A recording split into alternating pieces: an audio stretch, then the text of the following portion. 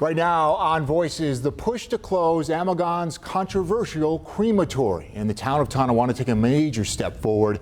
It was announced this week that legislation to revoke the grandfathered status allowing Amigone to operate its Sheridan Park crematory has passed both the Senate and Assembly.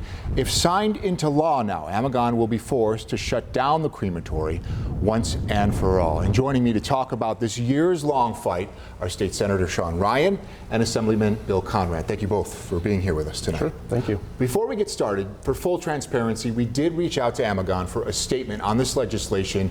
At this point, we have not heard back. Now, to give people a sense of what it's like living near a crematory, here's what a nearby resident had to say about the situation only a few years ago.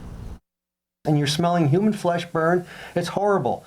It gets in your house, it gets in your clothes. If you have your windows open and he's running it, your carpets are going to smell, everything's going to smell. This has been an issue. The facility closed from 2012 to 2018 for violating clean air laws, then again in 2020. Senator Ryan, as mentioned, this has been a long battle. What does this passage mean to you and your constituents? Well, we hope it means the final chapter of the anxiety the neighbors have lived with for over 2 decades. That crematorium doesn't belong in a residential neighborhood. They're not good operators of it, so we hope to be able to deliver to the people of that neighborhood a neighborhood where they can be safe and have no concerns about malfunctioning crematoriums. Assemblyman Conrad, it was back in 2021 when the governor signed different legislation passed by yourself and Senator Ryan, allowing Amigone to relocate outside of that residential area. Why didn't that happen back then, you think? At first, we talked to them initially, and they said that their legal team interpreted the bill that they couldn't move.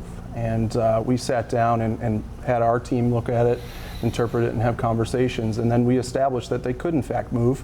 And we kind of set a deadline at that point. Senator Ryan, since this legislation revokes the grandfathered status allowing Amigone to operate its suburban crematory there, what happens next if and when the governor puts this into law and signs this? So the bill will go to the governor before the first of the year, and then after that, Amigone will have 180 days. And during that 180 days, if they don't move, their license will be revoked.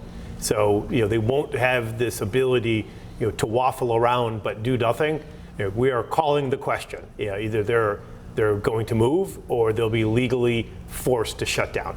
We were talking about this before the show, Assemblyman, just how many calls you have taken over the years about this. I'm sure you both have. Sure. Give me a sense of how big of a deal this has been for folks living in that neighborhood. Well, again, this has been taken up by Legislator Hardwick at the time and our comptroller, but I get a call once a day from certain residents, and the very day we opened up our office, when I first took my seat in the Assembly in 2021, they reopened.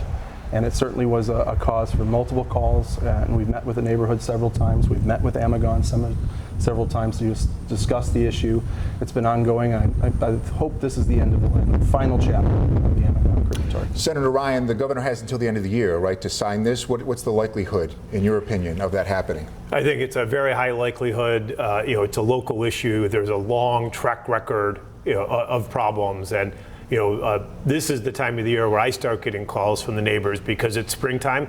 Yeah. People are moving their furniture outside, and they're nervous. Is there going to be another problem? Is my backyard going to be covered with ash from a crematorium?